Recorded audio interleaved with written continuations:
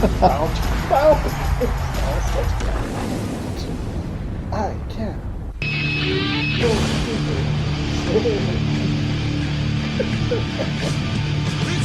Live from Rialto, California, Mark and Andre present The Mark and Andre Show. Tonight's topic, the Back to the Future trilogy. How many hidden messages are hidden within these films? We'll find out tonight here on The Mark and Andre Podcast Show.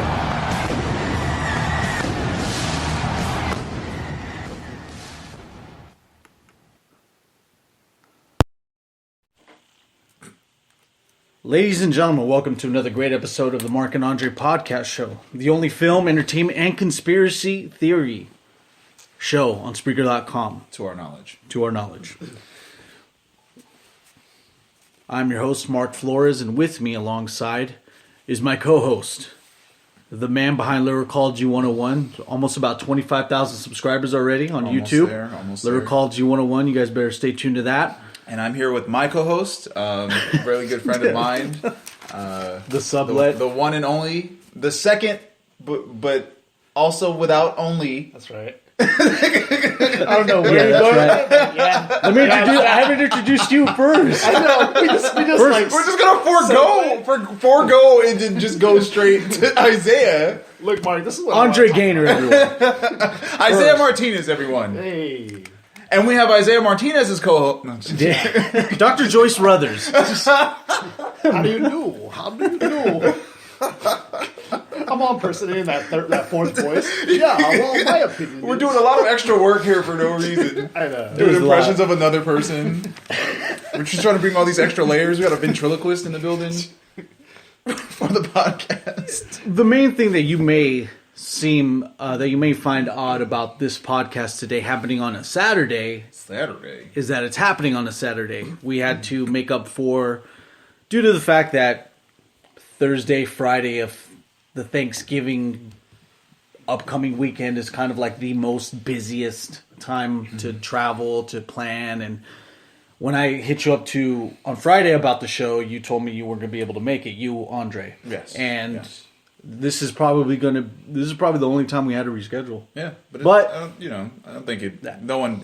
I hope you guys. It's the holidays, man. Right. I'm pretty sure. I think it's understandable. It was a pretty huge commuting period. A lot of people were everywhere, so highly doubt. A lot of you were too hurt in our absence. If you were, please, I hope you're still alive. I know. So during the time that from this podcast, from the last podcast to this current one, I was actually able to go on another podcast show briefly. You whore. Wow. Yeah, the 805. All this shock? I know. You wouldn't have. Mr. Stream Production, Slick's channel. Oh, yes. He actually had a podcast where him and his friend discussed different type of dry herbal blends. And they told me to call in. So I called in and we talked about wrestling for a little bit. So, ooh, I want to hear that. Yeah, it's pretty good. It was actually on YouTube. I can imagine on the line, like, this is what I got to say. Well, this is my spill. I know. No, it's funny because I try to critique myself all the time when I listen to any call-in I do or previous shows. Yeah. And I just sound like any typical, second host that comes on over the phone. Yeah, you can just hear a bunch of static and everything. I was doing you hear people screaming, your children. Andre, how was your Thanksgiving? Man, I'm glad it's over, Yeah. That's it. Damn.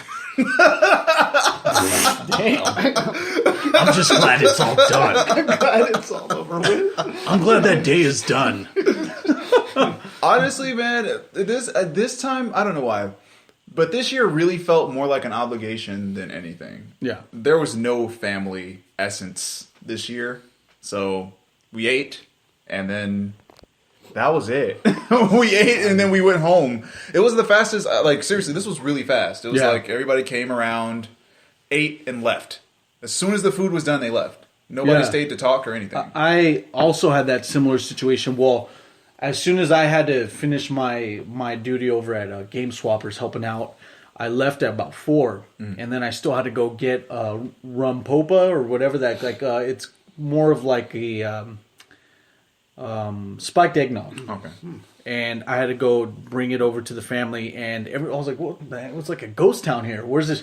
I was at my uncle's house, and I was like, "Well, where's so and so? Where's so and so?" And they're like, "Oh, they left." I was like, "Dang!" They just came, grubbed, and bounced. Yeah, I know. So I basically warmed up leftovers, sat down, cracked a beer, and watched Rush Hour 2 and Rush Hour 1 in that order.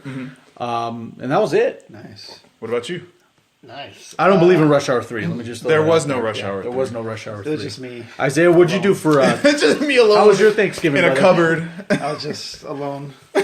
Alone, Thinking saying about hello. stuff for friends who left me and abandoned me. Oh wow! Who left me all by my lonesome. I started writing down names. No, just kidding. I made a list.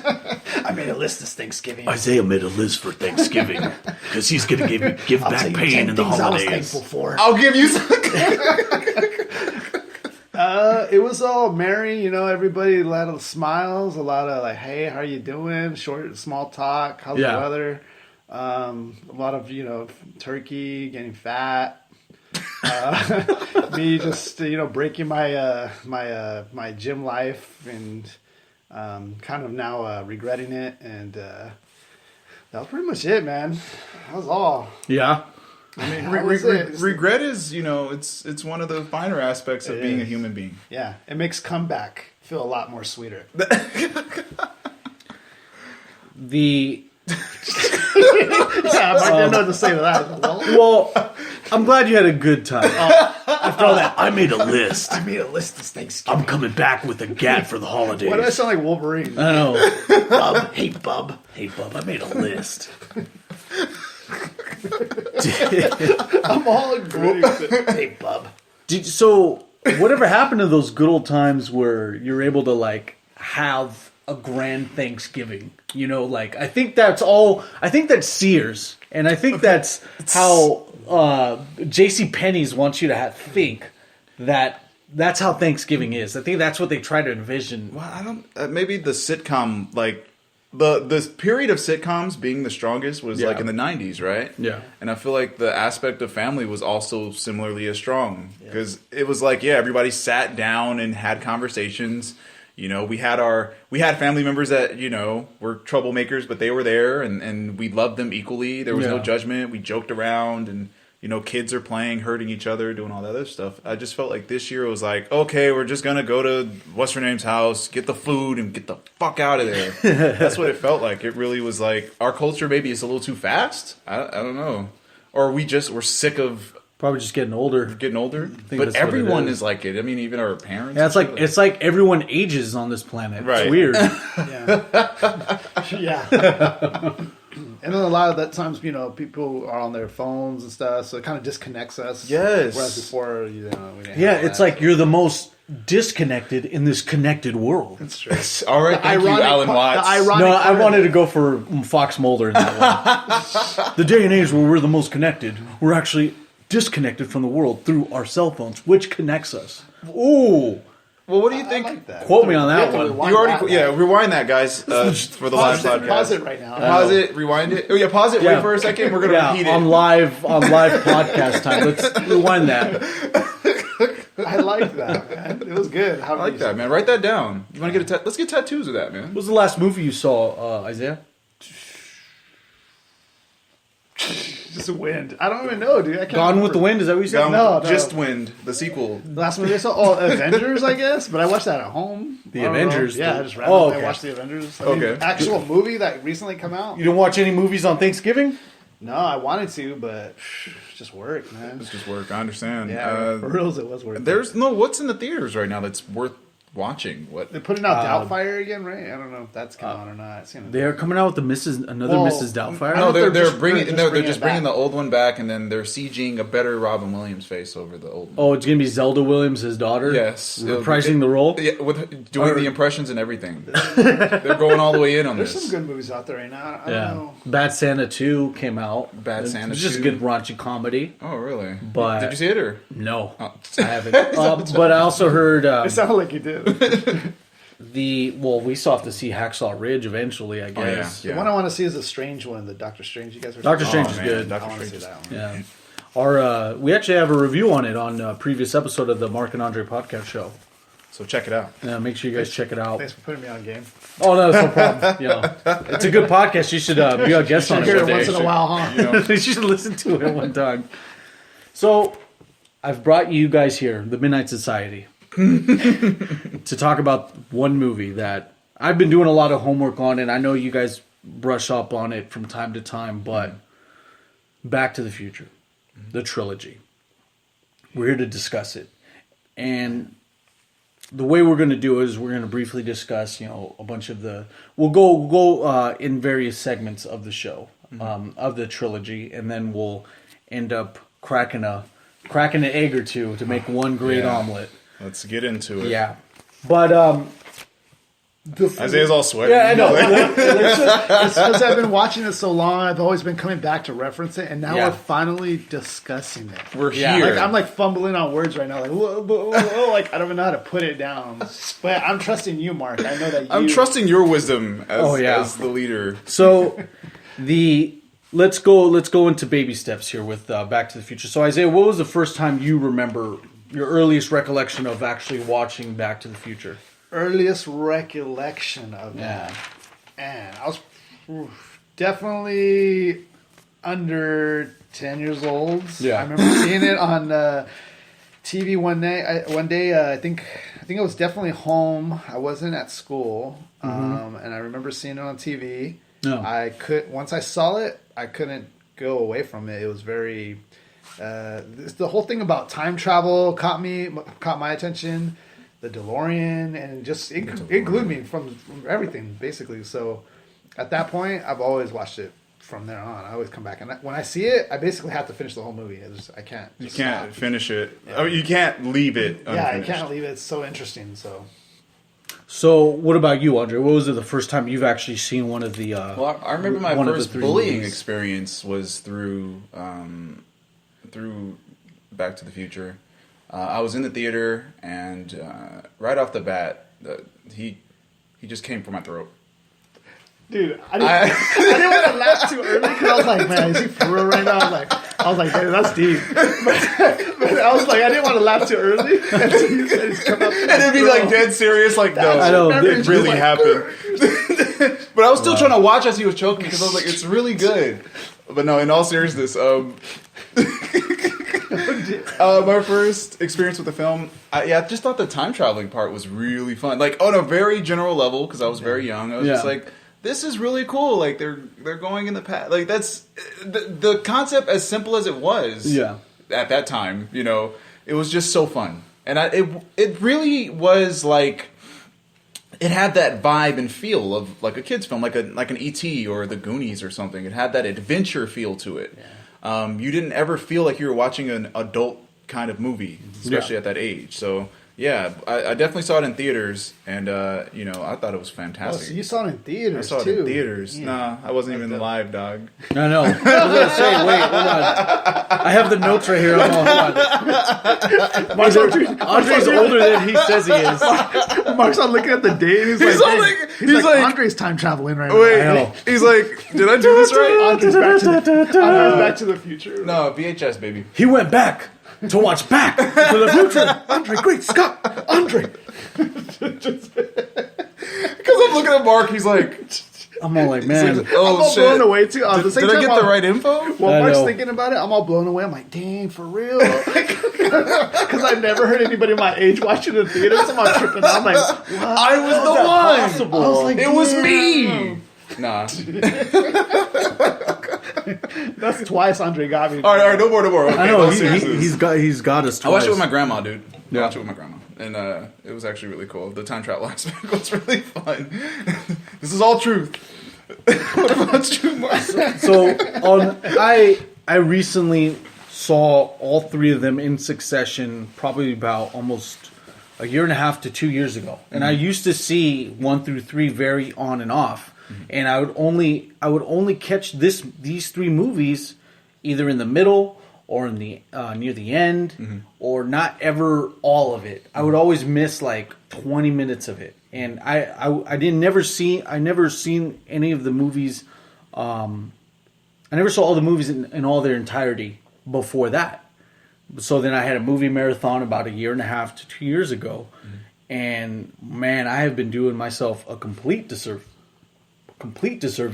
for myself because you got choked up in the process of even thinking about how big of a mistake it was. Exactly. And I look back at it and I'm like, wait, there's instances where it like becomes relevant to me, this movie or these movies, because it's kind of like near the same age bracket as we are, It's like this kid in his 20s, or no, he's supposed to be in 18, but it's like we want that feeling of having the power to go back in time and fix things, or even go to the future to find out what's in store for us, or even, I don't know why Doc Brown wanted to go back to the Old West, but he had this whole thing to go back to the Old West, and then in part 3 they had a Western. Yes. It's crazy. It's crazy amounts of stuff, but I'm really glad to have saw the movies all in one fell swoop. In 3 days, 3 movies. So it was cool. And in one fell swoop, I mean, you pretty much get all the adventures back to back. Yeah. I mean, what was the standout for you? Like, which one did you like the most? I really enjoyed the second one the most. Really? And yeah, the reason I like the second one the most is that there was so much riding on the first Back to the Future. Mainly with the issues of getting it made. The Robert Zemeckis and Bob Gale, the 2 co-writers for the movie, decided, hey, we have this movie that we want to write. Because it was either Robert Zemeckis or Bob Gale had this, looked at the yearbook and found that his dad was actually president of a certain club. And then he was like, wow, I was president of that club too. How come, or no, I was in that club too. How come my dad never told me? And then he always envisioned the idea of like, wow, me and my dad shared the same identity here. What if, and then he brought in the aspect of time, time traveling. Oh, I wish I had the ability to go back in time. And then Bob Gale and Robert Zemeckis on and off kept going with the ideas, kept passing it to each other, and then they finally wrote it. So they finally write Back to the Future. And then they go to Disney. And then Disney says, look, this script is way too raunchy for Disney right now. Nearing the middle of the climax of the movie, there's a scene where Marty and his mom Lorraine are in a car, and Marty's about to do what he has to do to buy time for his dad to come in and save because Marty was supposed to like come off really strong to her, and then spoilers, Mark. I know, yeah, and then Marty's dad is supposed to come up and hit him, and so on and so forth. So Disney was like, no, we're not going to have that. Like, we're not going to have this incestuous relationship being displayed, and then Disney, a family picture, So what they were so they pushed it off to other people, right? They pushed it off to other people, and then even other studios like not Buena Vista, but Paramount. Paramount said that this is not raunchy enough. We need a scene. Yeah, we need that scene, actually. So Paramount and a couple of other studios thought that it wasn't raunchy enough, and this is in the mid '80s. This is the era of what we're dealing with here. This is the era of Meatballs. This is the era of Risky Business. The mid '80s was just teeming with actual. Just a bunch of raunchy teenage pictures. Yeah. And these other studios said, where Disney would say, oh, this isn't raunchy, this is too raunchy. These guys would say, hey, this isn't raunchy enough. We need to get more smut.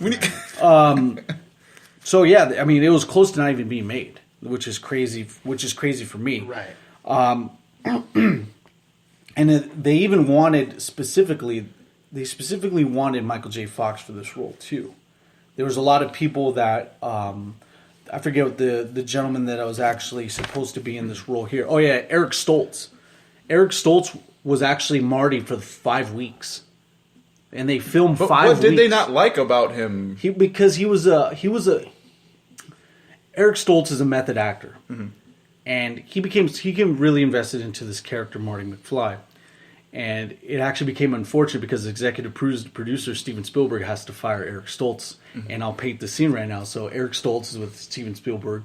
And then Steven Spielberg goes up to Eric Stoltz. He's like, Eric, I need you to come here. He's like, no. My name is Marty.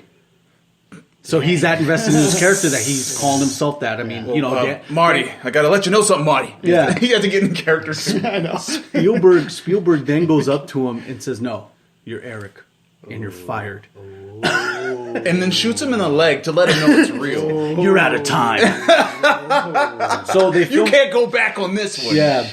So 5 weeks of filming had to be flushed down the toilet because Eric Stoltz just got fired. They just figured that his delivery with the comedy isn't what they envisioned. Because they envisioned specifically Michael J. Fox from Family Ties is supposed to be in this film. So basically, he didn't have enough swag. Exactly. He just couldn't pull it off. Exactly. He couldn't pull it off. That's all you need, man. And in this he knew all his lines. He didn't mess up on that. It's just he wasn't the right guy. Yeah, it's just his delivery on some of the quirks, and they knew that. Isn't that how it is though in life, man? Just not that right guy sometimes. It's just you're never the right guy. It's like Tom Selleck. Tom Selleck was is extremely close to being Indiana Jones. Will Smith was extremely close to being Neo from The Matrix. Yeah. Oh yeah, too. He got persuaded by the Wild Wild West. Great decision. I know that's a fantastic decision by Will Smith. It's just one of those long lines where like you just struck out. Eric Stoltz struck out. He was supposed to be the original Marty McFly. 5 weeks reshoots done out of the toilet, and Zemeckis has to beg Universal to keep filming Back to the Future because they were like, okay, we'll let you film this, but this is still a risk. But what a good decision, because Marty McFly, I mean, Michael J. Fox did phenomenal in that role. Like energetic, charismatic, a bit of arrogance. Yeah, because he was very prideful because the whole, like, every time someone would call him chicken, he would, like, have to rectify that and be like, no, I'm not going to let you call me chicken. And he kills a character, If they did Vincent Bernardes wants to know, if they did a Back to the Future 4, what do you think it would be about? Well, Vincent, you're a good friend of mine. I want to thank you for tuning into the Mark and Andre podcast show. Zemeckis and Bob Gale, they just are very adamant at saying that they're never going to do a reboot and they're never ever going to do a sequel. But if they did, Michael J. Fox can't be in it. Unfortunately, he can't. Okay, all right. Oh, you're shocked? Well, they can't, so it has to be either a younger Marty being played by one of the, I don't know, the guy from War Dogs. Miles, what's his name? The guy from Fantastic Four, War Dogs. Miles Teller. Miles Teller. Yeah. I said it first. So I just don't think I just don't think that they're going to be able to pull something off like that because the idea is going to be so detached from Michael J. Fox. Christopher Lloyd probably won't sign on for it either. Well, I guess if in regards to just kind of addressing the question directly, I just can't envision a 4. Yeah. Well, how about this, guys? Here's my hypothetical. What if Michael J. Fox was great? Like, he's still fine. Like, he could still do it. And then the guy that plays Doc could still do it, too. Say they could still do it, and they were down to do it. Yeah. You'd get Independence Day Resurrection. Resurgence. Yeah. Interesting. That's what you'd get. They're way like too... Dumber and Dumber? Like, you would feel like the... Dumb and Dumber 2. Dumb and Dumber 2. Yeah. It wouldn't quite be the same, maybe, because their age. Were there, almost... What would it be about? Let me see. Say they're aged. Say they never aged. Okay, so if they never aged, I can work with that. They never aged. They never aged. All aged. down, still healthy. Still the same age. It was around the time, but they say, "Oh, let's do it. Let's do a 4th one." Where Marty has to find Doc wherever he is with that time train. But Marty does not know how to make a DeLorean. He doesn't know how to make a time machine, though. Don't worry about that. Okay, so if they're able to, I just don't think it because there's too many variables. No, you have to have a healthy Michael J. Fox. And then you have to... But this is almost 30 years away from the last movie. What if they go, like, further in the future? Or, like, forward to the past instead of back to the future? Yeah, I guess so. Forward to the past. No, the film starts with, like, 2 or 3 different versions of Marty and Doc showing up, like... you don't know what you got to go through this parallel portal thing that makes no sense at all. Like, in all honesty, I'd really see them going so retarded, like, off the grid, just to keep up with some new idea or concept. Because if this was made today, they're going to try to touch up the DeLorean and make it look cooler. Yeah. They're going to try to do all these stupid things. Yeah. It would be like a Nissan GTR. We'd have Missy Elliott on the soundtrack. Oh, no, Daft Punk. We have Daft Punk. Daft Punk. Well, no, Vince, to answer your question, fuck that. No. There couldn't be a fourth. There's no way. The power behind this trilogy, and it needs to remain a trilogy, is just... It's immense. The amount of detail put in these films. Here, I think this is... Maybe you guys can expound on this, but what if part 4... everyone's healthy and everything again. Yeah. And they decided, well, let's do part 4 now, where Marty and Doc have to now save the world because the world's going to be, I don't know, destructed by some sort of... Oh, where they actually are... villain, I don't know. Okay, it's going to be... They're going to just destroy the planet, and they have to now save it in part 4. Oh, okay, so check this out. Marty and Doc have this idea where they want to go watch Jimi Hendrix in '69 at Woodstock. Okay. They go back in time, but this is amidst of the Cold War. And by then, they some split decision caused by a Russian international leader gets persuaded the other way versus him going that way. So then they come back. Why? Maybe because they saw the DeLorean or something. So basically, the point is they were the reason that we didn't go into a nuclear war during the Cold War because whatever they did, they made it to where there was no nuclear war. Yeah, to where the twist is... Where the other scenario was there was a nuclear war. They went back and they made it to the Cold War. Yeah, that's the twist, is that they were the reason that the Cold War was prevented. And instead of a DeLorean, they had just a regular Jeep. Marty's black 4x4 There we go. Yeah, Thank you. That works. 2 DeLoreans, and they go head to head. But they have to time travel. They have to go head to head like a fusion. We have to trust each other, Doc. And then they have to go at each other full speed. Vince said, "But if they casted a black Marty, the possibilities are endless." So, speaking of Doc, they actually had a couple of other people designated for Doc Brown, and one of them was one that I know that all 3 of us would enjoy.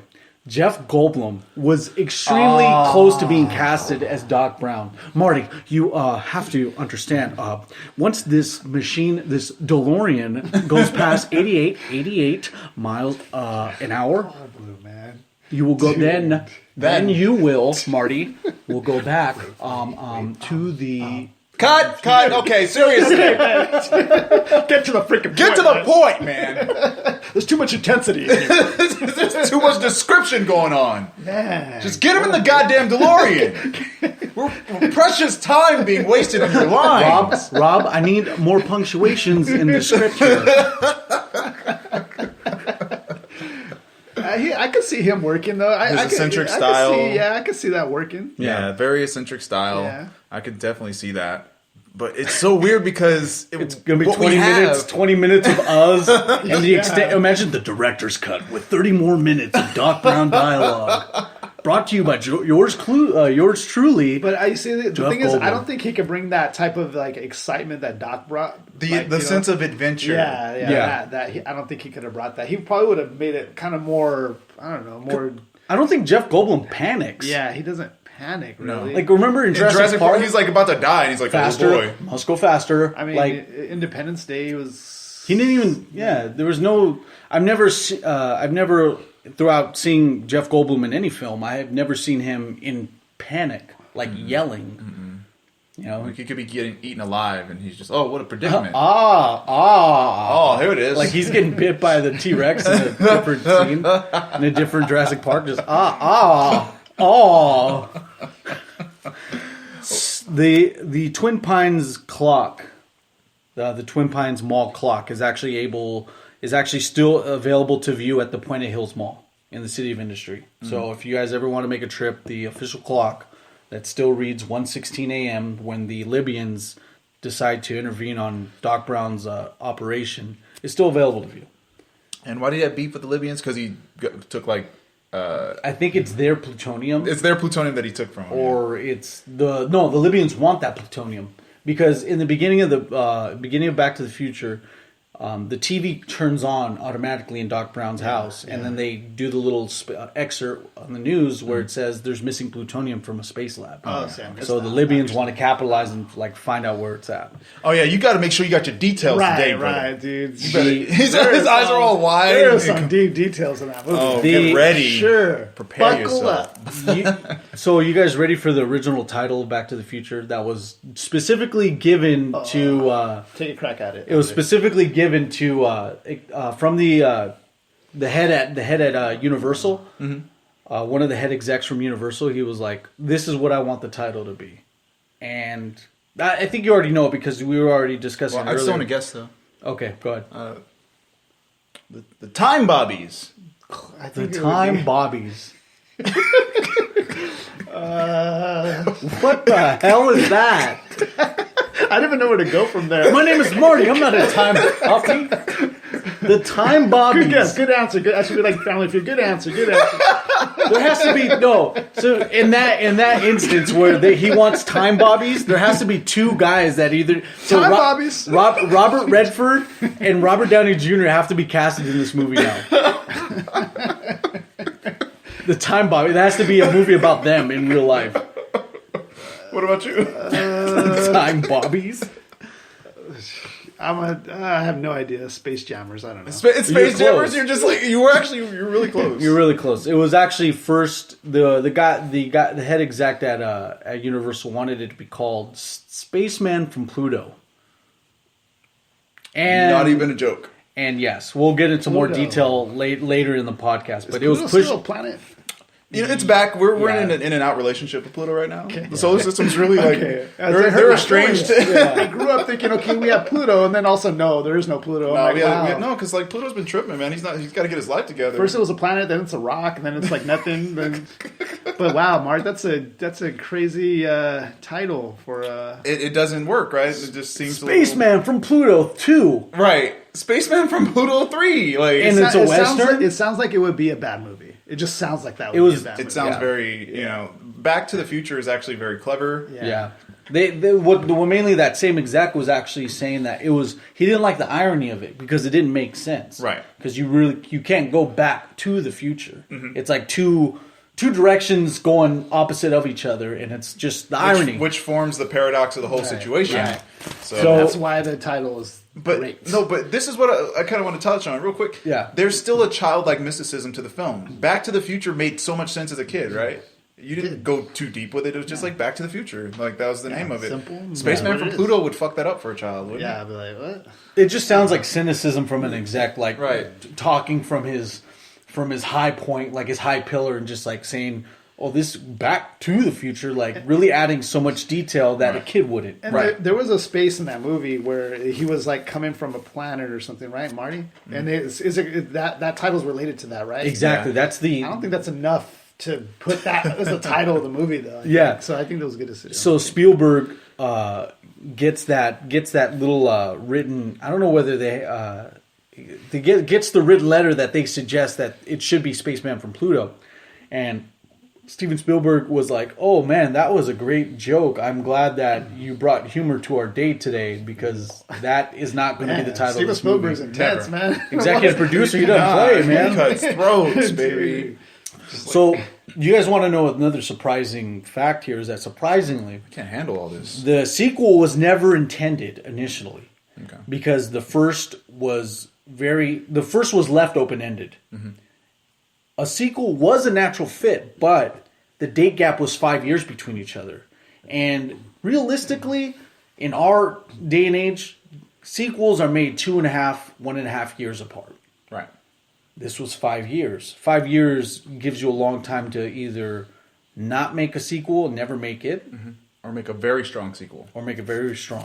They even reshot the final scene of the first film and made that the beginning because you kind of you probably forgot what happened in the last 5 years. So here you go. I definitely remember that. And for them to shoot it shot by shot by shot. I'm just thinking, what if they would have just left it to be continued and never continued it? That would have sucked so bad. Like in the VHS release, they actually put to be continued. for good. But in the theaters it just ends. In the theaters it just ends. Oh, it never DeLorean, says to be continued. That just leaves it open ended. Right. And so why did VHS add that? Because they knew they were working on the sequel. Oh, they already yeah. Oh, okay. The second one is a very unique film, and there's a notification whether I see a new chat or not. But the sequel is a very unique thing because it's the first movie to actually go back to its first movie and recreate the first scenes. Mm-hmm. I mean, recreate the key scenes in that movie to make it a forward plot mechanism in the second. It is crazy. There's just a lot of weird things, but it's the only movie to do that. You've never seen in another movie where it goes back like that. There's been parodies, but there's been shows that have done that. Yeah, but not a film. Yeah, I think the only other film I could think of that maybe have tried a similar concept, but it wasn't that concept. It was a movie called Vantage Point. But that doesn't require them traveling back in time. Vantage Point was one singular event, about 10 minutes. And we lived that 10 minutes from 6 different people's perspective, or maybe 7. Okay. So it was like, we got all the way to the end point, and then we go to this guy named Gary. And we get all the way to the end point, and go to this guy named Other Gary. And then Other Gary. But yeah, for Back to the Future, they actually did go back to the time period, and you actually see glimpses of the former selves. And like, man, the amount of work that went into the film is just, it's incredible. Yeah, it is. And the concept of time travel within it is actually it's very accurate. Granted, you could go forward into the past. We've explained on various podcasts what you have to do, but they actually got the main one correct. Time travel paradoxes. If you're able to do those accurately and you're able to make it sensible to the general audience, then that's perfect. Mm-hmm. Because it's hard to for kids. It's hard to educate people within a certain amount of time in a film because each scene that you have to do is deliberate. You can't take a break from the film to explain time travel. You have to, like a child, you have to hold their hand and walk them, around and show them. This isn't. Plus, it's a movie. You don't want to bore people to death. Exactly, and to make it entertaining as well. Right. I mean, because if you want to use an example, Inception, they gave you a training segment of the film because you had to have it. Yeah. If they would have just hopped in the dream world, nothing would have made sense. But I feel like maybe Back to the Future had an advantage because they didn't have to go through this thorough explanation. They just were just like, all right, Marty, get in the machine! Yeah. And then jump in! You're jumping through time! And that's how the ride is. You just get in! Get in, goddammit! Stop thinking about it! Just go! It's funny that you mentioned that. You gotta go back to 2020! Kanye West is... No. Kanye West is president, we gotta get rid of him! Telling too much truth! We gotta stop him! It's funny that you mentioned because the ride is exactly that. Like the ride assumes that you've seen the Back to the Future movies, right? And you already get the gist of what's going on. So hop in this DeLorean and watch it go. Flex capacitor. Just screaming flex capacitor. Flex capacitor. We just gotta go. We just gotta go. Don't worry about what it is. We just gotta go in the roads. Who needs roads? Doc was busy worried about one DeLorean, but then you go to Universal Studios, you see like 18 of them like lined up with you on that ride. Because it's where the Simpsons rides is now, and the only thing they did was hollow out all the decor, put that in, and then they have you on the same simulation track. Oh, okay. So every part of that simulation track is still the same, but they basically added the Simpsons to it and put it. No, I was thinking it's the same exact ride. It still has Back to the Future. Once in a while, pops up with Doc like, Homer, just let's go. Homer, all of a sudden just switching it up. That's funny that you mentioned that too, because in the when you're waiting in line at the Simpsons ride, they do an excerpt where Krusty Land, the place you're at Universal Studios, was actually demolished the Institute of Future Technology, which was the place of the Future. Yeah, and then Christopher Lloyd's character in Simpsons animation. The Simpsons just dabble in everything. They're everywhere. They never, man. So the first 2 films themselves have ton of hidden messages within them, and for those people within this within the Mark and Andre podcast show, please come along with us on this journey. Well, before we begin our journey, should we do a commercial? Yeah, we're gonna do one right. That was my thing. Sorry. There we go. a quick little known fact too. Actually, let's go into the. One more key fact that I actually forgot to mention to you guys is that Back to the Future wasn't in the eyes. Wasn't the target box office was actually triple. They expected 70 million, but they ended up making 210 domestically. Oh my! And think about that period of time, guys. In 1984. That was unreasonable amount. With a production budget of 19 million. Yes. So then Back to the Future 2 comes around with double the budget, 40 million. And then they make 118 million domestically. So it's, 5 years apart, you're going to lose some of the target audience, of course. But then when Back to the Future 3 comes along a year after, literally a year after, to conclude it, is $87 million domestically. Okay. But from worldwide, in respective order, from 1 to 3, 381 million for number 1, 332 million for number 2. This is worldwide, by the way. And Back to the Future 3 came in with 244 million.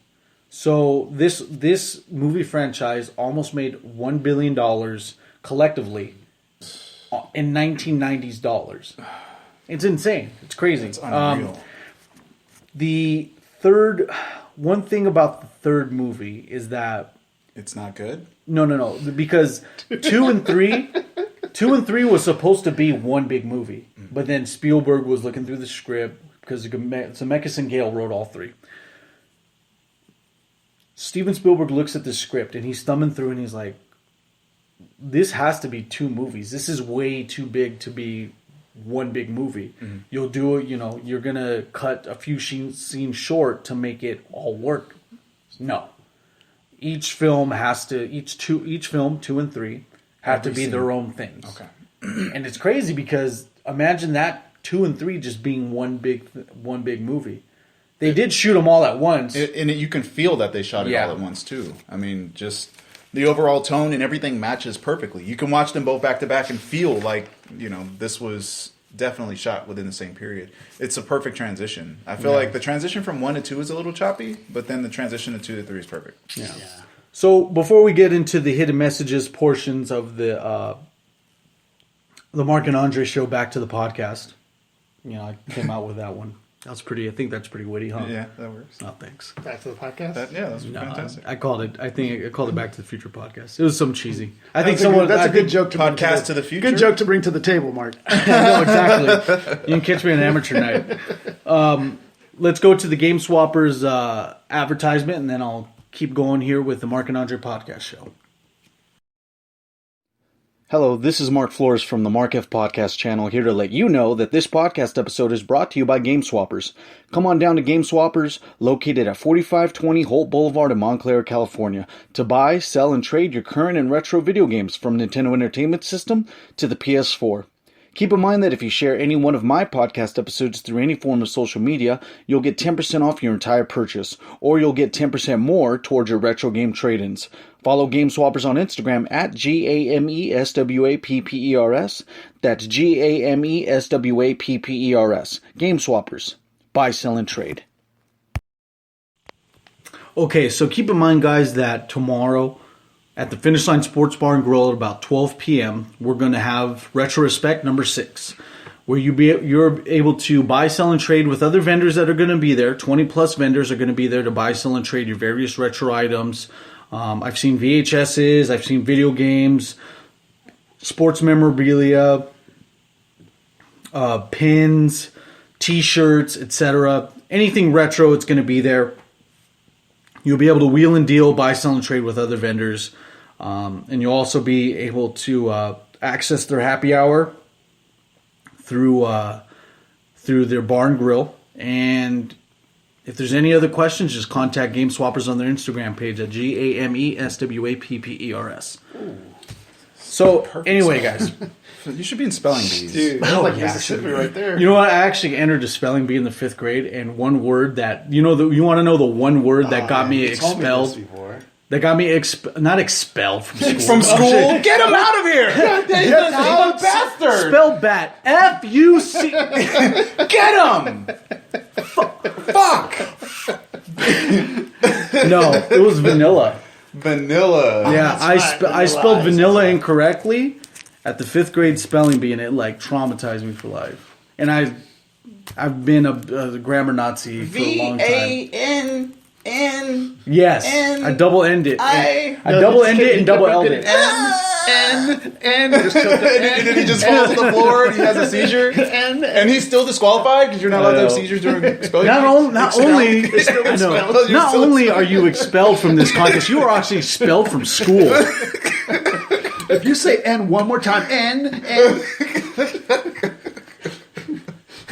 We're sorry about your traumatic experience. I know. It's funny now. I know we're all laughing about it. We're all laughing. He's all sweating. So, within Back to the Future, there's a ton of hidden messages that are very quick, and they're very easy to miss. There's a ton of extra storylines that Zemeckis may or may not have been aware of that he put into this movie. If you watched it or plan to watch Back to the Future again, just make sure to take the time to either listen to this podcast whenever you get a chance and just make sure that you're up to speed on what's going on because it gets really intense. It gets very complex. Yes, exactly. Very layered. Layered, definitely. Well, we should address that right away. Yeah. Back to the Future may be one of the most layered films in cinema history. Exactly. But it's fine because the general layer is perfect for children. Then there's a follow-up layer that's perfect for adults and parents. There's even a layer for grandparents because they're referencing the 50s of that period, obviously. And then we start to get into more esoteric layers. But it even with that, for the fact that they have a movie that hits 3 solid age demographics right away shows you the amount of effort put into the film. Right. So what we're about to tap into just kind of takes it to... It's really going to escalate the power of this art piece, if you want to say that. So let's go dabble into the small ones first, and then we'll go into all these notes. To the major league ones. Because it gets really... He goes, I'll show you layers. You want layers. I'll give you layers. So every time Marty... This is good. This is Little League first here. Right, okay. Every time Marty describes any romantic interest to any object, whether it be his girlfriend in the first one or whether it be that truck he sees the first time at the Texaco station, you see 2 things in the background. You see the Essex Theater, and then you see the Cupid adult store.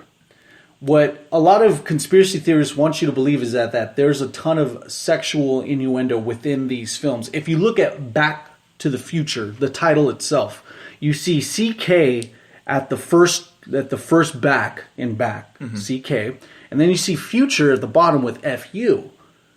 So then you could draw the subliminal connection that they want you to spell fuck. But that's just one of the many connections that he brings on. But the first time Marty starts talking about his relationship with his girlfriend, they start talking about, we take that 4x4, take it camping. They then see the adult store, but when his girlfriend actually comes up on the bench that they're on, it's actually a Zales diamond jewelry store, which diamonds, symbolize the eternal bond of a man and woman in marriage. And they actually do bring along the plug for the Twin Pines Mall as well. Right. And this is on the bench that they're communicating over. Yeah, and it's in shot. It's not like an accident. It's in shot. Right when you see the word pine, you only see PINE in the shot. Okay. Right when they're about to kiss, the lady comes to tell you to save the clock tower. Right. But then in the background of when the lady's telling you to save the clock tower, you see the Third Eye store. It's literally... I'm all doing the third eye to Mark right now. I'm all like... And where amongst is the pineal gland located? What is it actually being called? It's the third eye. It's called the third eye. The pineal gland is considered the third eye. That is what a lot of conspiracy theorists want you to say, is that they're trying to embed the subliminal message of sexual innuendos within this film. And then the pineal connection that he made is just, they're also giving subliminal connections to the mind and transcending time itself. But exactly. in this example that you're describing, there's just a lot of, as far as sexual symbology goes, or I guess you can call emotional male-female bondage type of situations, it literally surrounds them in the shots. It's not a secret. It's like if you look at the background and you see where they're seated and when they're talking to each other, there's deliberate connections to sexual interest. Yeah. It's not even it's not even on the character itself. It's the surroundings that indicate this desire. Yeah. It's like really simple. This is really small stuff, like easy. Yeah. Because it's like when Lion King, when Simba pats down and the dust ruffles up to reveal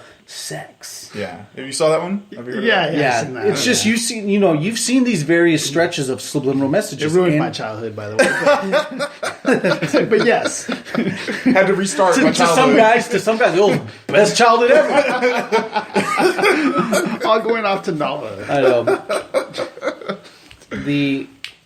And then every time Marty transports himself to the future or to the past by himself, he always walks a long road by himself for a couple miles. The first time he went to 1955, he had to walk 2 miles and park the car behind the Lion Estates background. The first song that plays when he starts coming up is Mr. Sandman. Mr. Sandman is an allusion to the sands of time. So he is the Sandman. He is Mr. Sandman. Right. Because there's tons of other links with him being this guy who is a manipulator of time. You see in this same shot that it just got finished raining in Hill Valley. Hill Valley is soaked with rain. There's a lot of scenes where if he's in Hill Valley, it's sometimes either clearing up with rain or there's rain involved or a large body of water. Water, river of time. Another allusion to that. Where Marty crosses the roads, is allusion to him crossing the river of time. So visually what you guys are seeing usually is him walking down long pathways that are very wet. And it's like, oh, that's dumb. That's very small, but it's highly symbolic. It's not an accident. When you look at it, the way the shots are pulled, the scaling, the positioning of the character and how they pull these shots off, it's highly deliberate that they want you to see the sheen and they want you to see how much this rivers like, because we have the Sandman, we have allegories towards the Sandman. Mm-hmm. One would go sleep, but no, still sands of time. It connects perfectly. Yeah. And then we have the rivers of time, which is him walking down long pathways that are wet, which is so small, right? It's still small stuff. We're still hitting the small stuff right now. There's also allusions to him mimicking some of the scenes in Singing in the Rain, the old musical that quite literally that Universal did as well. And there's this one scene where Marty's skipping. He like slips off the side of the curb to go back to the street. Yeah. Then comes back up immediately, and then he first then butts into a pole, then skips off the ground. But those are small Easter eggs to Singing in the Rain, and like I said, it's another allusion to water. Another big one is in the second Back to the Future where Marty has to deter those bullies from attacking the Johnny Be Good Marty, because remember in Back to the Future 2 he has to make sure that nothing happens to the initial timeline of Back to the Future 1. Right. So this Marty has to then scale the catwalk to make sure to deter, like to make sure these bullies don't attack Marty after, because if they do, it just causes a chain reaction. You've heard what Doc says: paradox, universal destruction, etc. Marty then defeats the thugs by dumping the sandbags on the guys. Another allusion to him being the manipulator of time, Mr. Sandman. Small, like he's looking at, he's looking at. Crazy, man! I'm telling you, it's mind-boggling to me how seamless it is, and you wouldn't even notice it exactly unless you really look at it, and then it's just crazy. I'm like, because I'm thinking in my head, man, like people have been putting this like. They've been knowing about this so long ago, and I'm already like finding out now. But here's what makes it more like one person would be scared, because when you start digging into the deeper symbolism of what you're seeing, it gets a little uncomfortable for some. But what you guys should look at it is this is an expansion of the art. They're telling way more than what you're seeing. This is good cinema. This is good cinema because the sandbags concept. Okay, he hits him with sandbags and knocks him out. But they deliberately make specific shots. Like, no, we know what we're doing. It's not an accident. This I was going to say sandbag. No. Sandbagging, like teabags. But this sand analogy is not an accident. Of these guys. How to rephrase that? Yeah. But when you watch it, like with this in mind, you actually it's very deliberate. Yeah. You can see how deliberate it is, and you can appreciate it a whole bunch more. Mm-hmm. But yeah, we have him taking out the bullies with the sandbags. Once again, alluding to, or you could say it's all just coincidental. It's all coincidental. Yeah, but then we're not saying this is law, but once we keep going, and keep in mind, it could be coincidental, but like scarily. But in the first part, as soon as Marty gets back, because I think he's going back to the future. As soon as Marty goes to the year 2015 in the second one, what ends up happening as soon as they lower down? It's clear. The rain clears up. It's raining as soon as they start land. It's raining as soon as they begin to start their whole landing commencement, and then the wings of the DeLorean open up, and then Marty's like, "But Doc, it's still raining. Just wait 5 minutes, 5 seconds, Marty," and then it clears up. Thus letting you know that this guy's actually coming back. It's another water illusion, water, river. You're going to get water illusions, and you're going to get the sand illusion. Yeah, and then the way that Biff's thugs or the moment that Biff's thugs in the actually Griff's future, because he's future. Biff's grandson. The last thing that happens to when they're actually arrested is that they're hoverboarding across a lake of water. Right. A little small pond inside Hill Valley. It's crazy. Even the name Hill Valley itself is a contradiction. Draw yourself to the people at home. You're going to start this. Just get a piece of paper and just draw a hill. Open up Adobe Photoshop. Draw a hill and then draw a valley. Immediately after drawing a hill. You draw a hill, another valley. Hill and valley, hill and valley. You realize that Hill Valley itself, the name, is a contradiction. There is no Hill Valley. There's no such thing. It does not make sense. Because there needs to be a depression in this set of the amount of hills, but a hill is an elevated mound of things, and a valley is a lower part of a thing, of a landmass. So what happens when you connect a hill and a valley together? What do you get? You get wavelengths. You get a wavelength. So, I want the wavelength. What do you do with the wavelength? I'm trying to follow this. So what's going on with the wavelength, guys? So that's why I wanted to invite Isaiah in, because he's I want someone on the outside Stop blowing my mind right now, man. Yeah, exactly. It's just a Saturday, man. I'm trying to get through the weekend, man. Okay, I don't need time for any other stresses. So we'll dive into that in a little bit. I feel like I'm in Men in Black right now, and you guys are just opening my eyes. We're just giving you all the secrets real quick. All right, so now that you're an agent. So get ready to have this dropped on your head. It's hard because we have to try to find ways to kind of escalate with the information. So what do we have next? I mean, with Hill Valley, I mean, it brings you the wavelength of. It could be plenty of other things. Time forms into a wavelength. Mm-hmm. It's composed entirely of waves, frequencies. Yes. You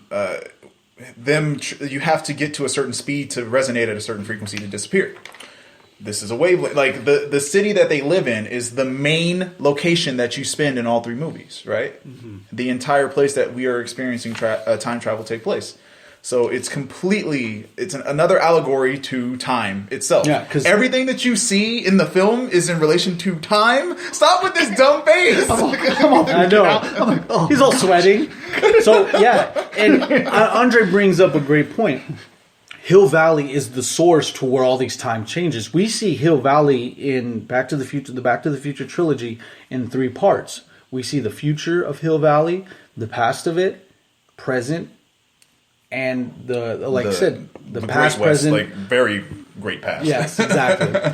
We see every form of it, and Hill Valley is the source of where time is being changed. This is the apex of where time travel took place within the movie. Yes, right.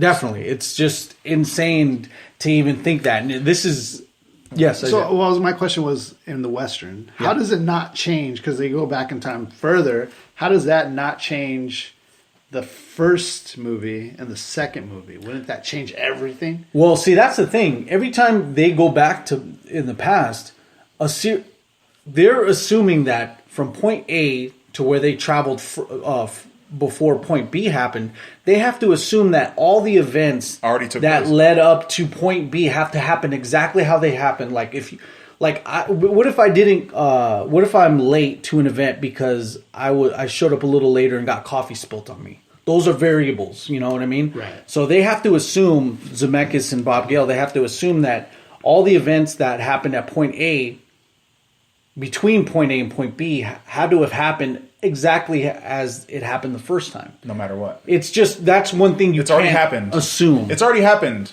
Yeah. Like me coming in right now and saying, come with me, we got to do this thing. It doesn't matter what decision I make. It actually worked out because I still ended up here. Yeah. So, yeah. All right. Again. I'm all like, We're hurting him. And It's like a torture method. it's cool that you mentioned that because in Back to the Future 3, Doc prevents that girl from running over, from actually falling over into the ravine, because they were going to name the ravine after her. Yeah. But then after they changed it to Eastwood Ravine or something like that, because Marty assumed the role of Clint Eastwood in the third movie. Right.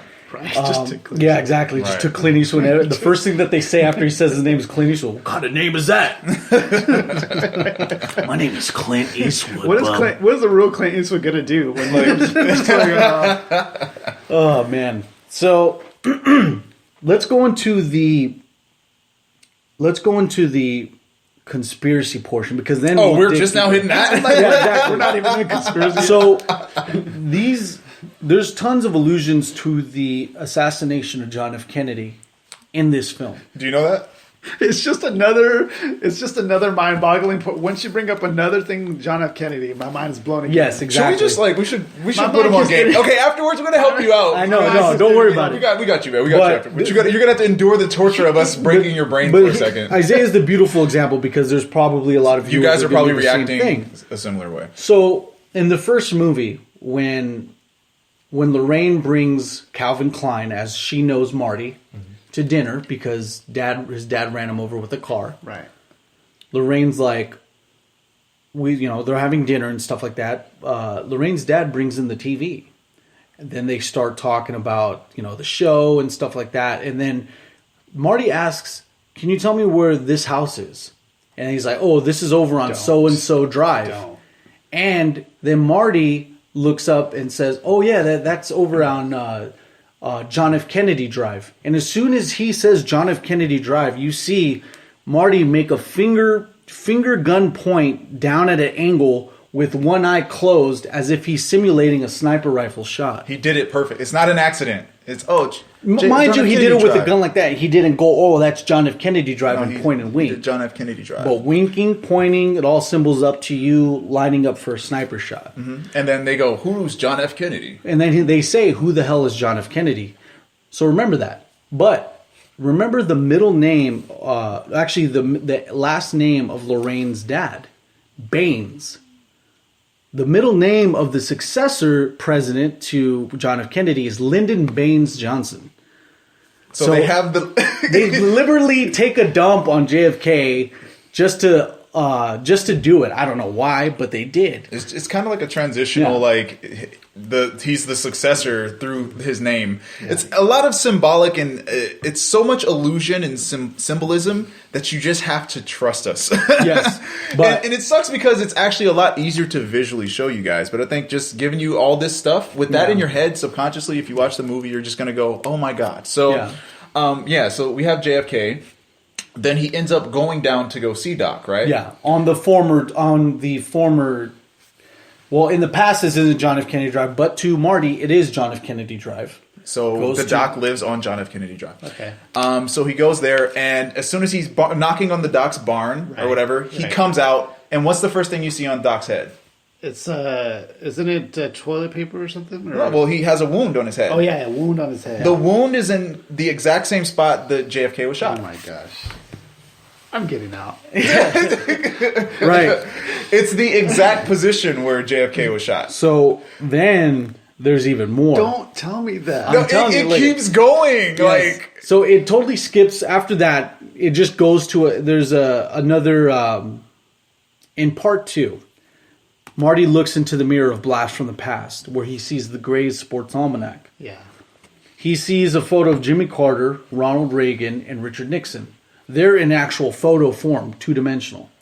The only president in there in 3-dimensional form is John F. Kennedy. You'll see a bust of John F. Kennedy. His face isn't isn't facing the camera. Neither is the other presidents, but his bust, a little head bust, is actually pointed a certain direction. Hill Valley is eerily similar to that of Dealey Plaza. It's actually made at the same point to where the assassination route was at. It has the same intersections. It has the same positions of buildings. It's almost a replica, like a 100% replica. Well, we can't say 100%. Well, no, it isn't. But I mean, as far as where he actually gets shot, they basically modeled Dealey Plaza kind of around how Hill Valley is. But this is still all speculation anyway. I want to. Yeah, we can't say that this is. But law. it's there. Yeah, it's there. So at the JFK's head is pointed exactly where the lightning's going to strike the car later on, again in the second movie. Mm-hmm. So they have it positioned to where a lightning strike happens inside a vehicle. Mm-hmm.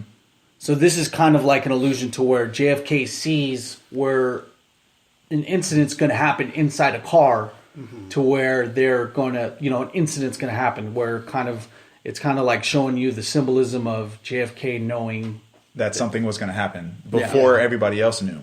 So that is an allegory to basically JFK wanted to research further into alien technology and extraterrestrial life.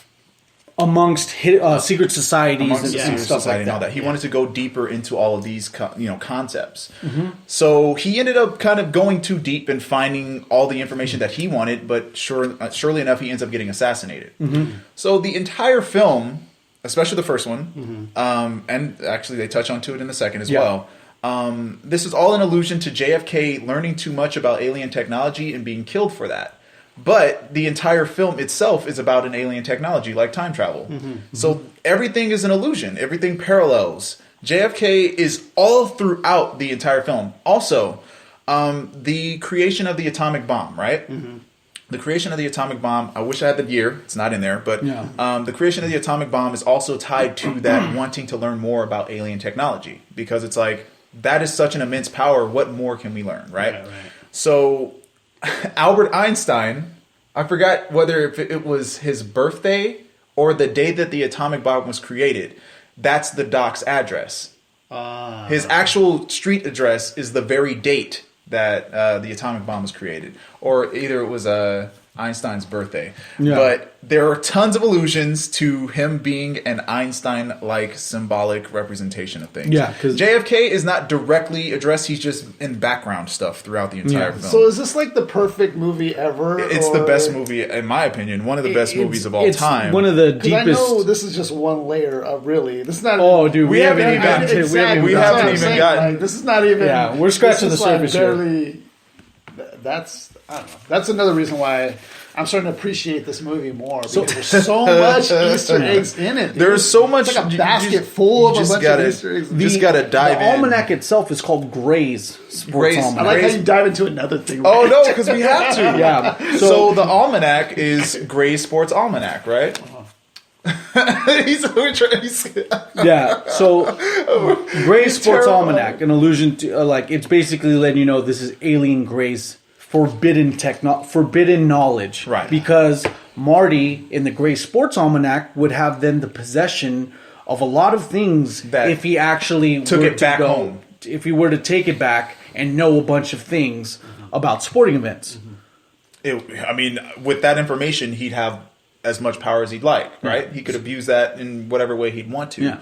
So in this situation, we have the Gray's Almanac, which represents untapped knowledge or knowledge that's sacred to others. Mm-hmm. Symbolically, the actual cover of the magazine is surrounded by 6 stars. So there's 3 stars to the left of Gray's and there's 3 stars to the right of Gray's. When he receives the almanac, because he goes to the store and he goes to purchase it. Yeah. When he receives the almanac, he's actually standing perfectly between a picture of who is it?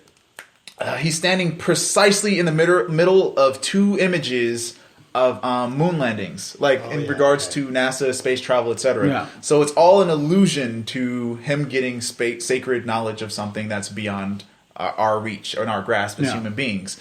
It's perfectly framed. It's not an accident. There's so many of those moments. So he gets the Gray Sports Almanac with intentions to use it for his own good, right? It's secret information that he shouldn't have, and he's going to use it for his own good. And you can, as in number two, Doc tells him he can't have it.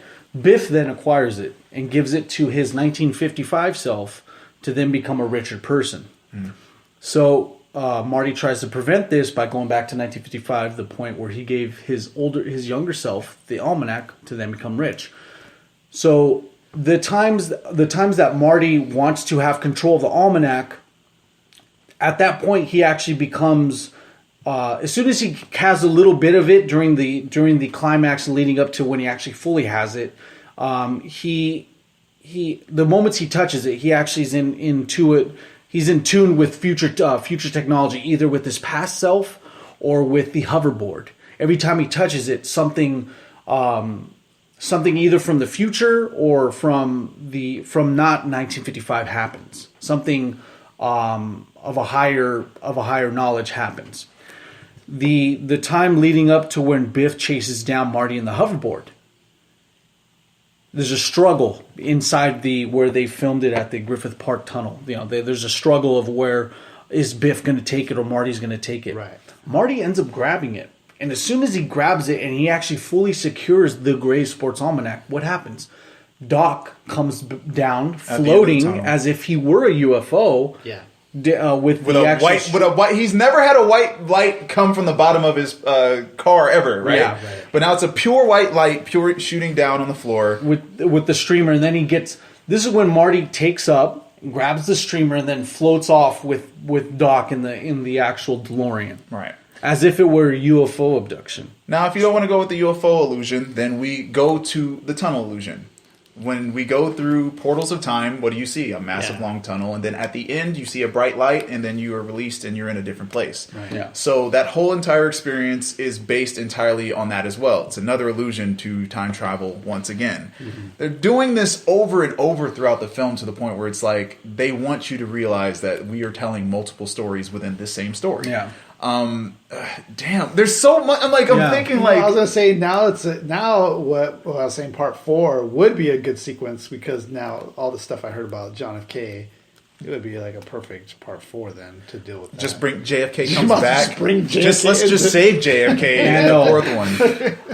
I'd take a slug for that guy. Dang. And then because I guess symbolically the DeLorean itself represents alien technology, which we mentioned before, but it's just like you have to understand that is in fact the literal thing that it is. It is an alien ship. Right? We don't have to think about it in terms of like creepy, scary aliens. Just this is a technology that doesn't exist. And you're not supposed to be in 1955 or whatever year it was in a giant floating ship-like thing. As if UFOs, even in respect to UFOs in 1955, they weren't really realistically by human eyes. They're like, oh, this is not supposed to be here. Right. So, what else do we got? Because I'm trying to find a. So let's go. Let's go into the one more conspiracy, and then we'll go to the big meat of the discussion here. So let's tap into the 9/11. 9/11 being described in Back to the Future, the 1 and 2. Yeah, so tons of 9/11 imagery throughout this. So thing. at 1:16 a.m., Marty wants to go to the Twin Pines Mall. Two items, Twin Pines, pine trees, are as tall. They kind of mimic skyscrapers. Twin Pines Mall. You flip 1:16 around. You get 9/11. Thanks for showing me, man. Yeah. So at 1:16 you get 911. So 1:16 a.m. Yeah, at 1:16 a.m. Marty has to go back to that point to warn Doc of a great danger being brought on by terrorists, the Libyans. Beautiful. And who are wearing so much good detail. They're wearing traditional Al Qaeda type of outfits, clothing. And they do, in fact, they kill Doc. They kill Doc. So that's what Marty has to do to prevent that. He has to do what he has to do. To stop 9/11. So then let's go into this. In part 2, Marty's dad is hanging upside down throughout this film. Throughout this portion of the film that There's only one scene. I love that. Yes. One scene. He goes into the living room to where Lorraine's actually trying to change the channels to where he sees. The first shot of the channel that she changes shows 2 pines. She immediately changes the next channel and she shows you the World Trade Centers upside down. Mm-hmm. To the perspective of... Oh yeah, but don't forget, the television glitches before she changes the channel. Yeah. To the perspective of Marty's dad, he's upside down.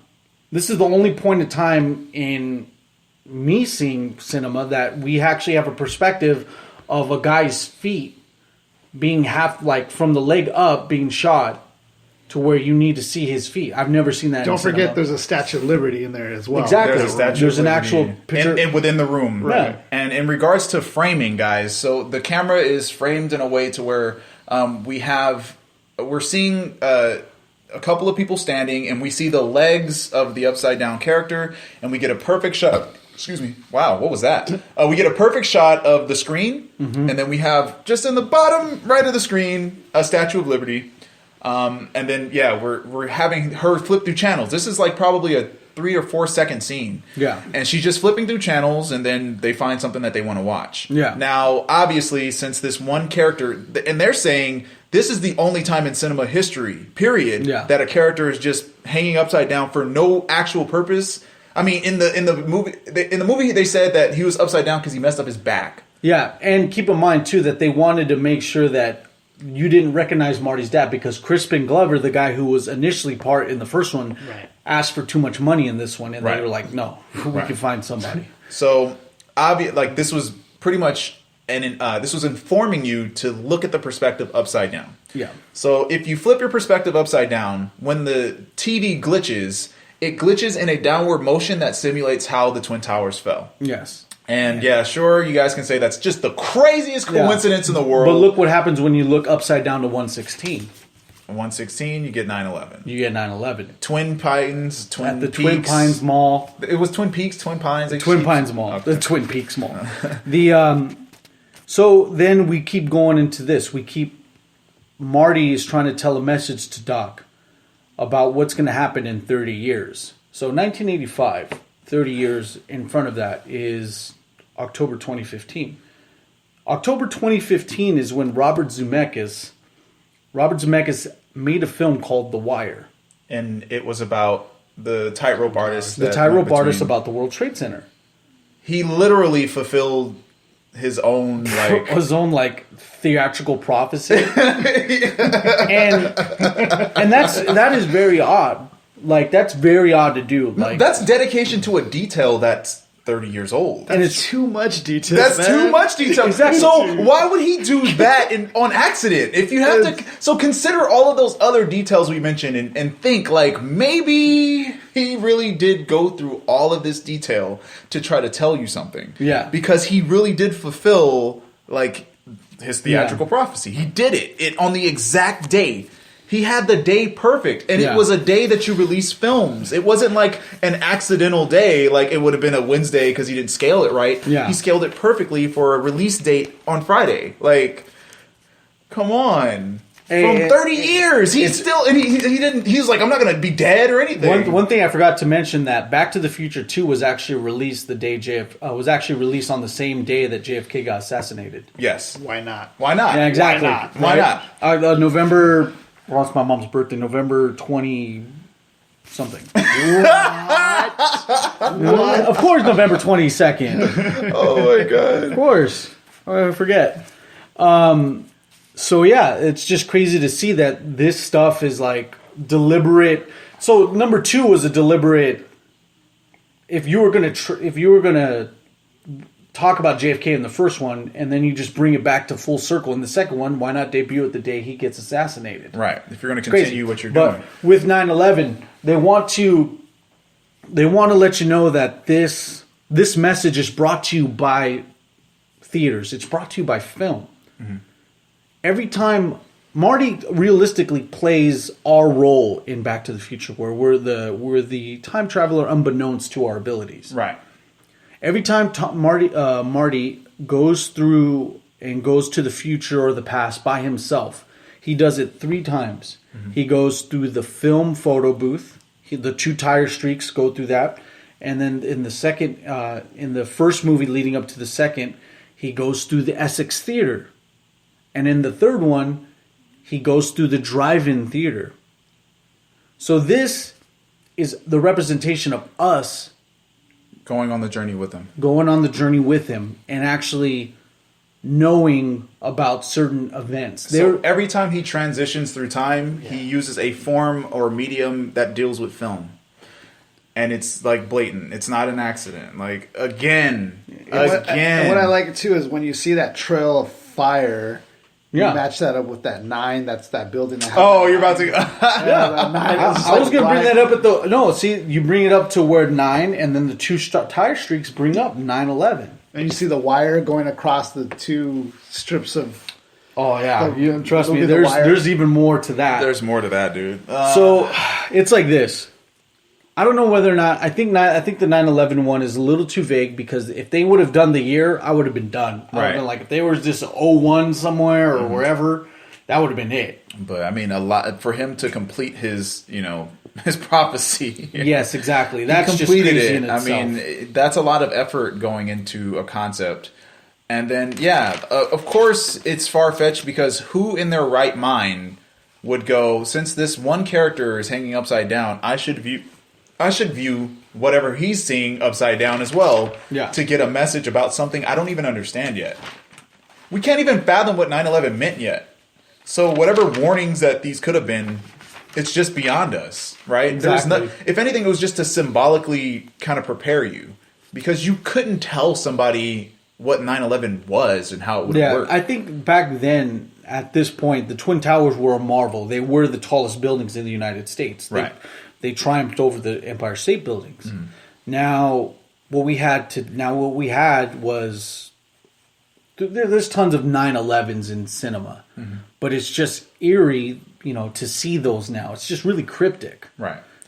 This time around, it felt like this was pretty. You say vague. I feel like they were pretty particular, but you'd have to do a lot of weird work to get an answer. A lot of flipping upside down. Yeah, you have to take the perspective of one person in the film to understand what's really going on. But even the 116 thing, also you have to. Yeah, well, you have to. Let me flip that up. What does 911 mean? Yeah, exactly. So it is kind of. And even the 911 after the tire streaks, after Marty goes back into the into present time. Right. So I mean, does any movie have that much in it though? Like this movie? I mean, The Matrix for sure. We might have to do the whole thing on The Matrix. Yeah. There's quite a few actually, and you'd be surprised which films it is. It's like not National Lampoons. Never mind. Monty Python's Holy Grail is one of the. It's just as symbolic as everything we just talked about right now. Yeah. Black Swan, just as symbolic as everything we talked about right now. The Matrix is probably more symbolic than this movie. Yeah. More. There's way more. There's tons, man. Wizard of Oz too. Wizard of Oz. Wizard of Oz. So let's go into the big meat of this podcast here, because we're reaching almost hour 2 into the Mark and Andre show here, where we're talking about Back to the Future. If you're barely tuning in live, we're talking about Back to the Future 2, and we're talking about the various connections, the various symbolisms within these trilogies.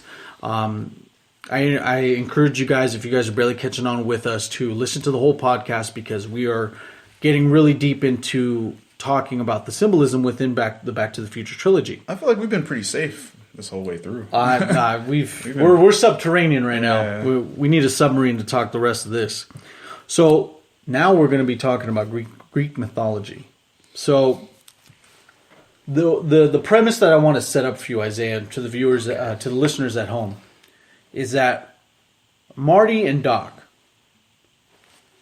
assume the roles of Zeus. Doc plays Zeus. Marty plays Hades. Kronos is time itself. Kronos, if you don't know, was the Titan and the master of time. Mm-hmm. He was a Titan that was the basic master of whatever he had during that time.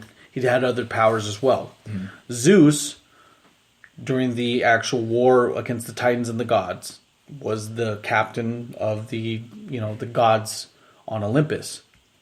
So, Zeus's brothers, it's Pluto, Hades, Poseidon, and it was Hades and Poseidon. Oh yeah, so because Zeus, those three are brothers Hades, themselves. Poseidon, Yes. So Zeus, Hades, and Poseidon's all work together to take down Kronos. The father of time, basically. All right. So who is Poseidon in the movie? We'll get to that right now. So Kronos is the father of time. He was also defeated by Zeus with a lightning bolt. And where do you see at one point Doc connecting the bridge of time to help Marty go back to the past with what? A lightning bolt. A lightning bolt. Right. But what did the lightning bolt hit specifically? What did the lightning bolt hit specifically, Isaiah? The clock. Exactly. Representative of? Time. See, look at this. You're learning already. You're learning. Right? Crazy. That lightning bolt literally destroys the clock tower, right? Right. Then he uses that lightning bolt to give Marty the power to go back home. Right. So, symbolically, yeah. We are positioning all of these characters, because this is basically, we're getting an overlay of a movie that's also telling a Greek tale. Yes. So that's pretty cool. So then what we have here, the first shot that you see after the lightning bolt has struck the car and Marty's gone. You then see a tall pillar in the shot in perspective to the clock. And it's similar to that of a torch. A torch. It's similar to that of a torch. And that represents the torch of the Olympians. The same torch that Zeus carried in victory over the defeat of the Titans, Kronos in particular. You see Doc go run in between the two tire streaks with no torch, but he has his hands up, right, positioned in a way as if he was carrying one. Yeah. Right. Now, the two tire streaks on the road form a flamed out pathway, and when you have a parade to celebrate, you have a pathway that's designated. Basically, they just recreated that scene symbolically. Yeah. You didn't actually see it take place, but the entire, that climactic scene is one allegory to the entire battle of Kronos versus Zeus, Poseidon, and Hades. Yes. Now, how do we just confirm that, Marty's Hades? How do we know that? That's just random. Yes, exactly. Right? All right, so one of the first shots of the film, one of the very first shots, the credits are still running. We get a pan shot of, because Marty's looking for Doc. We don't know who Marty is yet. And this is from the perspective of his feet. So right. then Zemeckis wants you to focus on his feet. Right. We don't see a face yet. We just know that a door has just been opened. And we got this cool kid with a skateboard, and he's walking around, and he puts his skateboard down and then kicks the skateboard, and the camera follows the skateboard until it stops. Now, in that scene, if you pay attention to what the skateboard rode towards and hit, it was an entire bin of that plutonium that was stolen. Okay. Now, plutonium is a word that was derived specifically from Pluto. Pluto is the representation of Hades in the Greek mythology. Mm-hmm. So essentially what just happened was we never saw Marty's face yet. So this was Marty's introduction symbolically as Hades. That's exactly what it was. It's not an accident because they chose a very specific style of skateboard, right? You get the skateboard, it's not the ambiguous double-sided skateboard. It's the skateboard that forms that arrow. You have your front and you have your tail. He kicks the front of it all the way into the plutonium. The shot holds at that very specific point, and then they cut to what we will eventually see as Marty. Mm-hmm. Now, that's not enough for us. Yeah. All right, well, also symbolically, Hades represents, of course, I guess you would say the devil. Exactly. But what is Marty's trademark vest color? What does he wear? He almost has the attributes of Hades himself. Yeah. He's arrogant. He wears red. He's hot-headed. He is Hades symbolically. Yeah. Mm-hmm. He's a bad A. Well, okay. So what makes wait? What were there any other? Oh yeah, no. Well, the traits that Hades has, Right, matches. He's able to remain inconspicuous, invisible.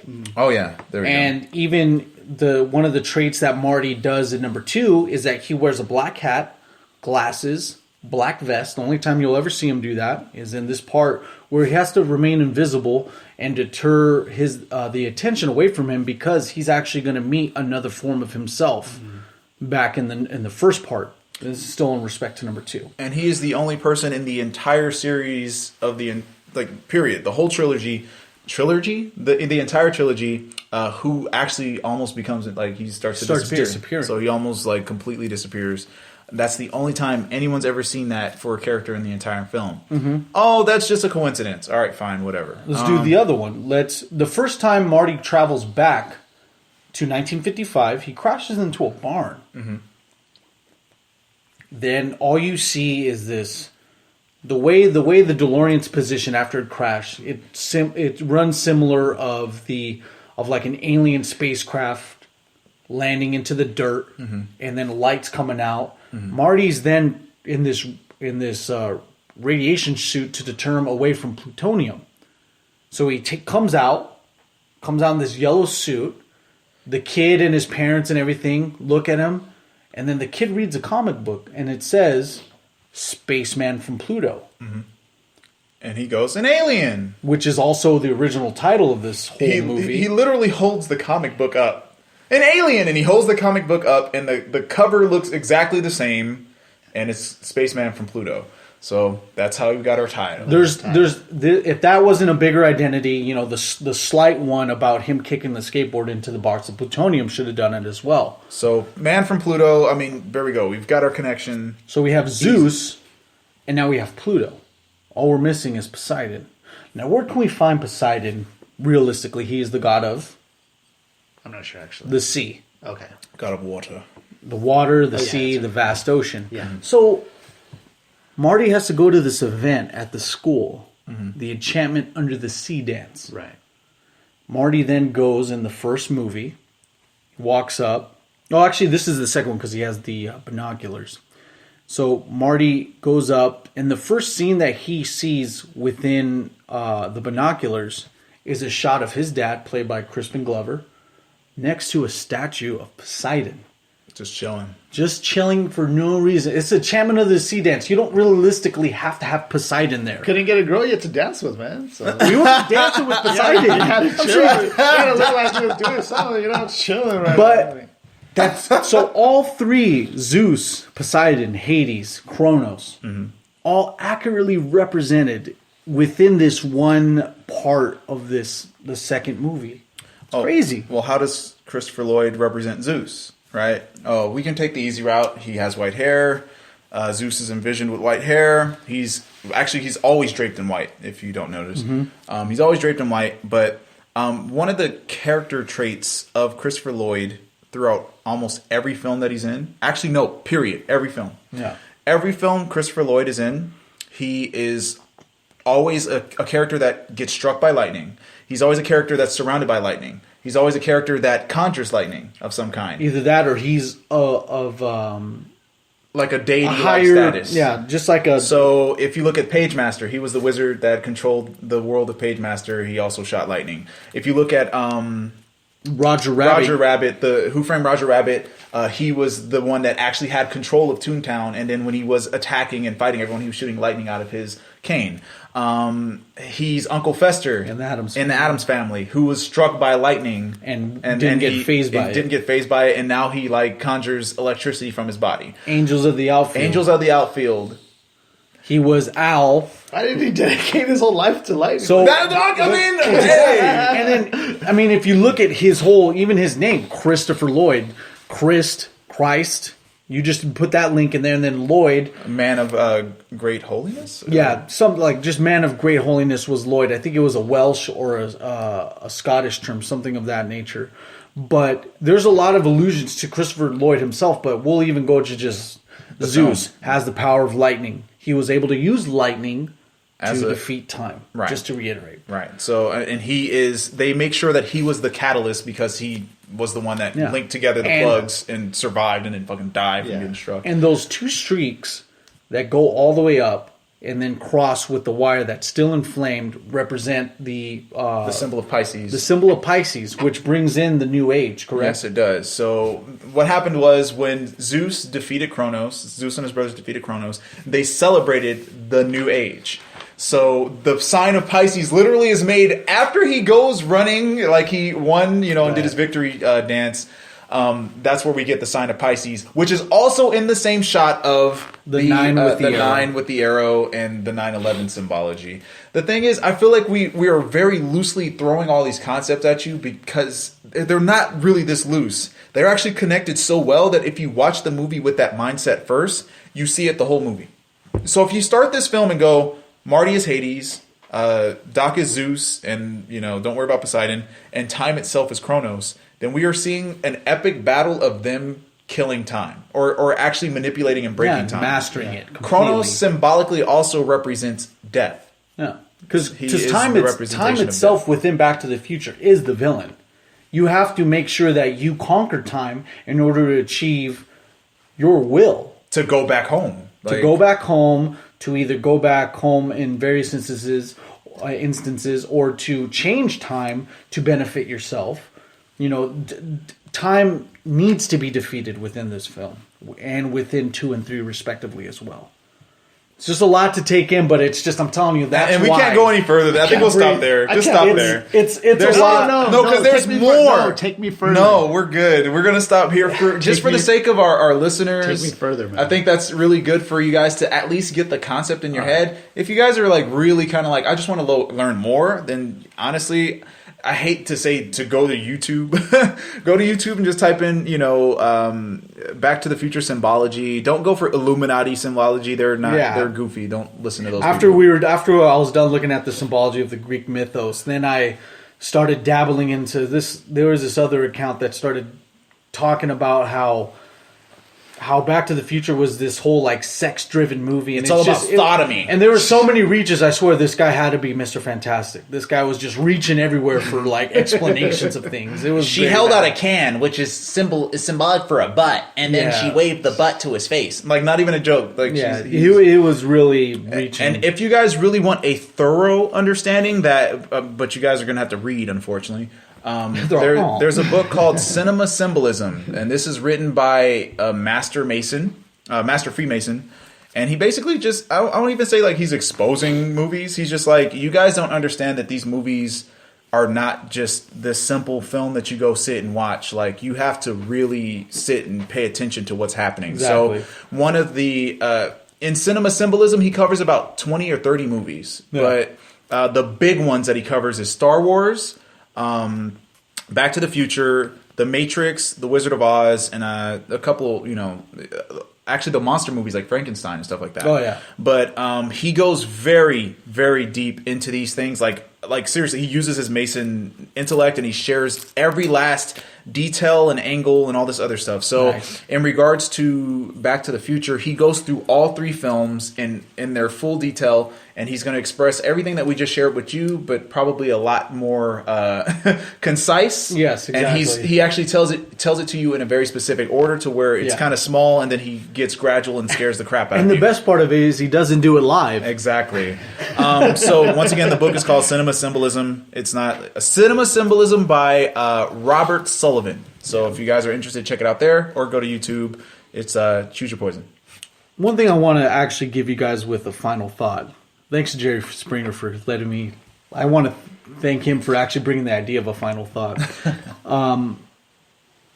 Cinema, every movie that you see is going to have more symbolism than you're going to imagine. A director is so good at what he does is that he's able to plant these ideas symbolically, subliminally. Subliminally, because what he's going to do is that if he plays this movie with his director friends, he's going to be like, look what I put here. Look what's right here. Oh, you put Zeus in there, dude. That's cool. Exactly. Right. This is high-scale bragging at a directorial level. Yes. And this is good stuff. Yes. But this goes, and once it reaches the audience level, once you realize what's going on here, it makes you appreciate cinema more. Right. You know? Now, to piggyback your concept, and to also scare our listeners, some films do this on a scale that's not good for you at all. Like they actually, like horror films. I don't watch horror films anymore because they use this level of symbolism for bad things. Yeah. They're trying to terrify, think about it like this. Everyone in the world is afraid of clowns now because of the movie It. The movie It really symbolically destroyed the concept of a clown. You'll never, there's nothing you can do what You can't have a clown at a party. You can't have a clown at a party. Because if you watch the film and with that understanding that we explained to you now. You look at the clown, what are you smiling at? What you smiling, motherfucker? Blows a balloon and blood just starts spraying everywhere. Hey, kids. Oh. Now, if you understand films with that level of understanding, when you look at something like It, you'll see why it's affected people so greatly. Yeah. So some films you might want to be careful with. But in regards to Back to the Future, it's not a bad movie. It's not going to hurt you. No. But it shows you, if anything, if you guys want to get into the deeper layers of film and cinematography and all this other stuff, just understand that every shot you see in a film matters. Deliberate. There's no accidents. Especially if it's a very well done film that's like classic status, it's gonna be there. And certain directors will hook you up too. Yeah. But yeah, so just to conclude, this film possibly could be the greatest film of all time. Possibly. Yeah, Back to the Future itself. Back to the Future, the original, in my opinion. Yeah, one of the best. 2 and 3 can be stated elsewhere. I specifically like 2 just because of the whole future element that they're in, and just like that. And how kind of accurate they were. It was pretty cool. Oh yeah, because we're still riding around in hoverboards. You took a hoverboard here. Yeah. Look out for those kind of things and just understand that, your movies aren't just this like adventure you're watching. There could be way more if you study into it and look harder. Exactly. Now, Isaiah, how do you feel? How do you feel the guy outside looking in and realizing... I like it a lot. I mean, I know I was kind of like doing the I like it a lot. I think it just shows you how much detail they put into the movie, how much thought, and how much, like you said, it's like basically like bragging rights for a director. Yes. Mm-hmm. So very cool. It doesn't. Do you believe that every film has this level of symbolism, or maybe just Hollywood? There's a lot probably that we haven't even caught on to yet. Yeah. There's still so much out there, but I feel like that kind of detail, when you bring that out of a movie, you can see another reason why it's been so successful. It becomes a lot more beautiful. Yeah. Right. Nice. Work of art. I'm glad you enjoyed it. A work of art, Mark. I want to thank you guys for tuning into the Mark and Andre podcast show. Make sure to tune in to us on a regular schedule at Friday nights live at 9 p.m. We had to do it Saturday today just to accommodate for the Thanksgiving holiday. So it's just not a reason of us like saying fuck that. It's just we had to. Although that scenario came up a couple of times to you. No, just kidding. Imagine, I'm like, I don't feel like it. It's 8:30. I'm going to take a nap.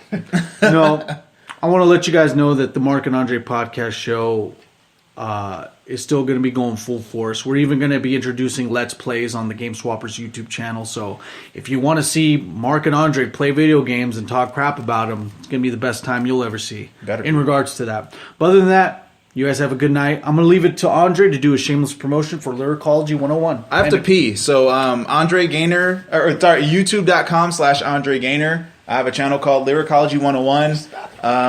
We're almost at 25,000 subscribers. If you like the channel, check it out and comment and stuff. All right, bye. I got to go. Number 2. I got to go. Wow, everyone just has to use the restroom now. Anyway, I want to thank you guys for tuning into the Mark and Andre podcast show where we cover Back to the Future and the hidden symbolism within it. Thank you. Have a good night.